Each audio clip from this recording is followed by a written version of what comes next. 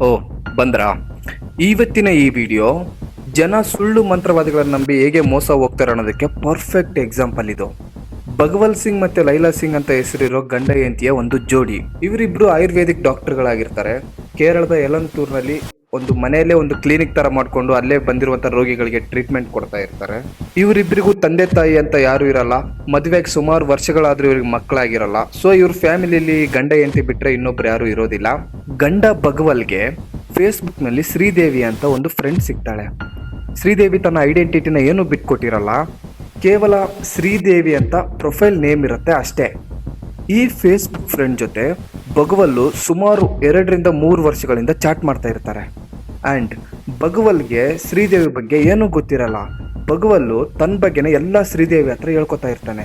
ಅಂದರೆ ಮನೇಲಿ ಯಾವ ಥರ ಪ್ರಾಬ್ಲಮ್ಸ್ ಇದೆ, ಗಂಡ ಹೆಂಡತಿ ನಡುವೆ ಯಾವ ಥರ ಅಡ್ಜಸ್ಟ್ಮೆಂಟ್ ಇಲ್ಲ, ಸಂಬಂಧ ಕೆಟ್ಟೋಗ್ತಾ ಇದೆ, ಎಷ್ಟು ಜನರ ಹತ್ರ ಸಾಲ ಇದೆ, ಕಂಡೀಷನ್ ಹೇಗಿದೆ ಅಂತ ಪ್ರತಿಯೊಂದು ಹತ್ರ ಶ್ರೀದೇವಿ ಹತ್ರನ ಶೇರ್ ಮಾಡ್ಕೋತಾ ಇರ್ತಾನೆ.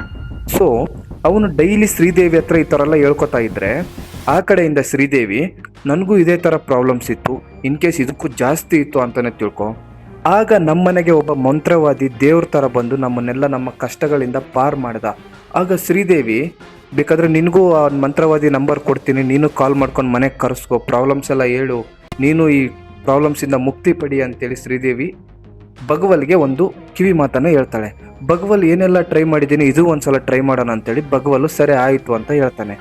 ಅದಾಗಿ ಕೆಲವು ದಿನಗಳ ನಂತರ ಮೊಹಮ್ಮದ್ ಶಫಿ ಅನ್ನೋನು ಭಗವಲ್ ಮನೆಗೆ ಬರ್ತಾನೆ. ಶ್ರೀದೇವಿ ಹೇಳಿದಂತಹ ಮಂತ್ರವಾದಿ ನಾನೇ, ಹೇಳಿ ಸ್ವಾಮಿ ನಿಮ್ದೇನು ಪ್ರಾಬ್ಲಮ್ ಇದೆ ಅಂತ ಕೇಳ್ತಾನೆ. ಆಗ ಭಗವಲ್ ಸಿಂಗ್ ಮತ್ತು ಲೈಲಾ ಸಿಂಗು, ಸ್ವಾಮಿ ಏನು ಅಂತ ಹೇಳೋದು, ತುಂಬ ಅಂದರೆ ತುಂಬ ಪ್ರಾಬ್ಲಮಲ್ಲಿದ್ದೀವಿ, ತುಂಬ ಅಂದರೆ ತುಂಬ ದುಡ್ಡಿನ ಪ್ರಾಬ್ಲಮ್ ಇದೆ, ಏನಾಗ್ತಾ ಇದೆ ಗೊತ್ತಾಗ್ತಾ ಇಲ್ಲ, ಬಂದಿರೋ ದುಡ್ಡು ಕೈಯಲ್ಲಿ ನಿಲ್ತಾ ಇಲ್ಲ, ತುಂಬ ಅಂದರೆ ತುಂಬ ಮೈ ಮೇಲೆ ಸಾಲ ಇದೆ ಅಂತ ಎಲ್ಲ ಮೊಹಮ್ಮದ್ ಶಫಿ ಹತ್ರ ಭಗವಲ್ ಸಿಂಗ್ ಮತ್ತು ಲೈಲಾ ಸಿಂಗು ಪ್ರತಿಯೊಂದನ್ನು ಹೇಳ್ಕೊತಾರೆ.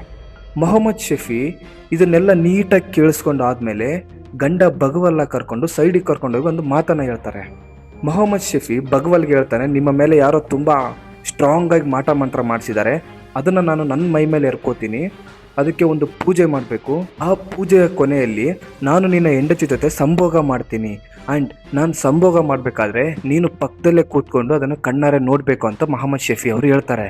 ನೀವು ನಂಬಲ್ಲ, 6th ಕ್ಲಾಸ್ ಫೇಲ್ ಆಗಿರುವಂತಹ ಮೊಹಮ್ಮದ್ ಶಫಿ BMS ಓದಿ ಪಾಸ್ ಆಗಿರುವಂತಹ ಭಗವಲ್ ಸಿಂಗ್ಗೆ ಯಾವ ಥರ ಬ್ರೈನ್ ವಾಶ್ ಮಾಡ್ತಾರೆ ಅಂದರೆ, ಭಗವಲ್ ಸಿಂಗು ತನ್ನ ಹೆಂಡತಿನ ಅವನ ಜೊತೆ ಸಂಭೋಗ ಮಾಡೋದಕ್ಕೆ ರೆಡಿ ಮಾಡ್ತಾನೆ. ಅಷ್ಟೇ ಅಲ್ಲ, ಶಫಿ ಲೈಲಾ ಜೊತೆ ಸಂಭೋಗ ಮಾಡ್ತಿರ್ಬೇಕಾದ್ರೆ ಅದನ್ನು ಪಕ್ಕದಲ್ಲೇ ಕೂತ್ಕೊಂಡು ಭಗವಲ್ ಸಿಂಗ್ ನೋಡ್ತಾನೆ ಕೂಡ. ಇದನ್ನೆಲ್ಲ ಕೇಳಿಸ್ಕೊಂಡು ನಿಮ್ಗೇನಾದರೂ ಅಸಹ್ಯ ಅನಿಸಿದ್ರೆ ಇದಕ್ಕೂ ಮುಂದೆ ತುಂಬ ವರಸ್ಟ್ ಇದೆ. ಸೊ ಎಲ್ಲ ಮುಗಿದ ಮೇಲೆ ಶಫಿ ಏನಂತ ಹೇಳ್ತಾನಂದರೆ, ನಿಮ್ಮ ಮೇಲೆ ಮಾಡಿರುವಂಥ ವಾಮಾಚಾರನೆಲ್ಲ ನಾನು ನನ್ನ ಮೈ ಮೇಲೆ ಎರ್ಕೊಂಡಿದ್ದೀನಿ, ಇನ್ನು ಯಾವುದೇ ನಿಮಗೆ ಪ್ರಾಬ್ಲಮ್ಸ್ ಇರಲ್ಲ, ಇನ್ನೊಂದು 10-15 ದಿನಗಳಲ್ಲಿ ನೀವೆಲ್ಲ ಸರಿ ಹೋಗುತ್ತೆ, ನೀವು ದುಡ್ಡಿನ ಒಳೆಯನ್ನೇ ನೋಡ್ತೀರಾ, ಇನ್ಮೇಲಿಂದ ನಿಮ್ಮ ಪ್ರಾಬ್ಲಮ್ಸ್ ಎಲ್ಲ ಮುಕ್ತಿಯಾಗಿದೆ ಭರವಸೆ ಕೊಟ್ಟು ಶಫಿ ಅಲ್ಲಿಂದ ಹೊರಟೋಗ್ತಾನೆ. ಆಗ 2-3 ತಿಂಗಳಾದರೂ ಭಗವಲ್ ಸಿಂಗ್ ಮತ್ತು ಲೈಲಾ ಸಿಂಗ್ ಅವ್ರ ಕುಟುಂಬದಲ್ಲಿ ಯಾವುದೇ ಥರ ಬದಲಾವಣೆ ಕಾಣೋದಿಲ್ಲ. ಯಾವ ದುಡ್ಡಿನ ಸಮಸ್ಯೆನೂ ತೀರೋದಿಲ್ಲ, ಯಾವ ಗಂಡ ಹೆಂಡತಿ ಜಗಳನೂ ನಿಲ್ಲೋದಿಲ್ಲ, ಅದು ಇನ್ನು ದಿನದಿಂದ ದಿನಕ್ಕೆ ಜಾಸ್ತಿ ಆಗ್ತಾ ಇರುತ್ತೆ. ಆಗ ಭಗವಲ್ ಸಿಂಗು ಮತ್ತೆ ಮೊಹಮ್ಮದ್ ಶಫಿಗೆ ಕಾಲ್ ಮಾಡ್ತಾನೆ. ಏನು ಸ್ವಾಮಿ, ನೀವು 10-15 ದಿನಗಳಲ್ಲಿ ಎಲ್ಲ ನಮ್ಮ ಪ್ರಾಬ್ಲಮ್ಸ್ ಎಲ್ಲ ಮುಕ್ತಿ ಆಗತ್ತೆ ಅಂತ ಹೇಳಿದ್ರಿ, ನಾವು ದುಡ್ಡಿನ ಒಳೆಯನ್ನು ನೋಡ್ತೀನಿ ಅಂತ ನೀವು ಹೇಳಿದ್ರಿ, ಆದರೆ ಏನೂ ಆಗ್ತಾ ಇಲ್ಲಲ್ಲ, ಇನ್ನು ದಿನದಿಂದ ದಿನಕ್ಕೆ ಇನ್ ಕೇಸ್ ಜಾಸ್ತಿ ಆಗ್ತಾ ಇದೆ ಅಂತ ಭಗವಲ್ ಸಿಂಗು ಮೊಹಮ್ಮದ್ ಶಫಿಗೆ ಕಂಪ್ಲೇಂಟ್ ಮಾಡ್ತಾನೆ. ಆಗ ಮೊಹಮ್ಮದ್ ಶಫಿ ಹೇಳ್ತಾನೆ, ನಾನೇ ನಿನ್ನ ಮನೆಗೆ ಬರೋಣ ಅಂತ ಇದ್ದೆ, ಬಟ್ ಟೈಮ್ ಸಿಕ್ಕಿರಲಿಲ್ಲ, ಇವತ್ತು ಇಲ್ಲ ನಾಳೆ ಬರಬೇಕು ಅಂತ ಅಂದ್ಕೊಂಡಿದ್ದೆ, ಇನ್ ಕೇಸ್ ನೀವೇ ಕಾಲ್ ಮಾಡಿದ್ರಿ, ನಿಮ್ಮ ಮೇಲೆ ಯಾರೋ ನಿಮಗೆ ಬೇಕಾದವರೇ ತುಂಬ ಸ್ಟ್ರಾಂಗಾಗಿ ಮಾಟ ಮಂತ್ರ ಮಾಡಿಸಿದ್ದಾರೆ, ಇದಕ್ಕೆ ಒಂದು ನರಬಲಿ ಕೊಡಬೇಕು ಅಂತ ಹೇಳ್ತಾನೆ. ಆಗ ಭಗವಲ್ ಸಿಂಗು ಶಾಕ್ ಆಗ್ತಾನೆ, ನರಬಲಿ ಎಲ್ಲಿಂದಪ್ಪ ಈಗ ಅಂತ. ಆಗ ಮೊಹಮ್ಮದ್ ಶಫಿ ಭಗವಲ್ ಸಿಂಗ್ನ ನೀಟಾಗಿ ಬ್ರೈನ್ ವಾಶ್ ಮಾಡಿ, ಇಲ್ಲ ಇದು ನರಬಲಿ ಕೊಟ್ರೇನೆ ನಿಮ್ಮ ಸಮಸ್ಯೆ ಮುಕ್ತಾಯ ಆಗೋದು ಅಂತ ಹೇಳಿ, ನೀವೇ ಯಾರನ್ನಾದ್ರೂ ನೋಡಿ, ಇಲ್ಲ ನನಗೇನಾದರೂ 3 ಲಕ್ಷ ಕೊಡಿ, ನಾನೇ ಯಾರನ್ನಾದ್ರೂ ಕರ್ಕೊಂಬರ್ತೀನಿ ಅಂತ ಮೊಹಮ್ಮದ್ ಶಫಿ ಭಗವಲ್ಗೆ ಹೇಳ್ತಾನೆ.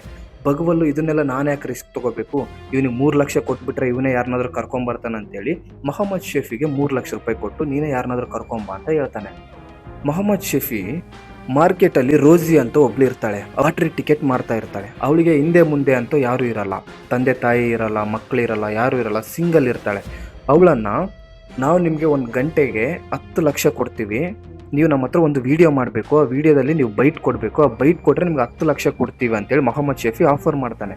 ಅವಳು ವರ್ಷ ಪೂರ್ತಿ ದುಡಿದ್ರೂ 10 ಲಕ್ಷ ನಾನು ದುಡಿಯೋಕ್ಕಾಗೋದಿಲ್ಲ, ಇದು ಯಾರೋ 1 ಅವರ್ ಬರೀ 1 ತಾಸು ಕೆಲಸ ಮಾಡಿದರೆ ನನಗೆ 10 ಲಕ್ಷ ಕೊಡ್ತಾರೆ ಅಂತ ದುಡ್ಡಿನ ಆಸೆಗೋಸ್ಕರ ನಾನು ಮಾಡ್ತೀನಿ ಅಂತ ಒಪ್ಕೋತಾಳೆ.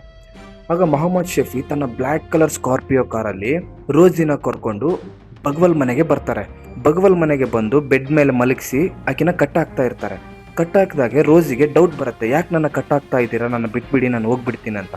ಇಲ್ಲ, ಇದು ಒಂದು ಪಾರ್ಟ್ ಆಫ್ ವಿಡಿಯೋ ಅಷ್ಟೇ, ನೀನು ವಿಡಿಯೋದಲ್ಲಿ ಇದೇ ರೀತಿ ಇರಬೇಕು, ಹಂಗಾಗಿ ನಾವು ಕಟ್ಟಾಕ್ತಾ ಇದ್ದೀವಿ ಅಂತ ಹೇಳಿ ಸುಳ್ಳನ್ನು ಹೇಳ್ತಾರೆ ಮೊಹಮ್ಮದ್ ಶಫಿ.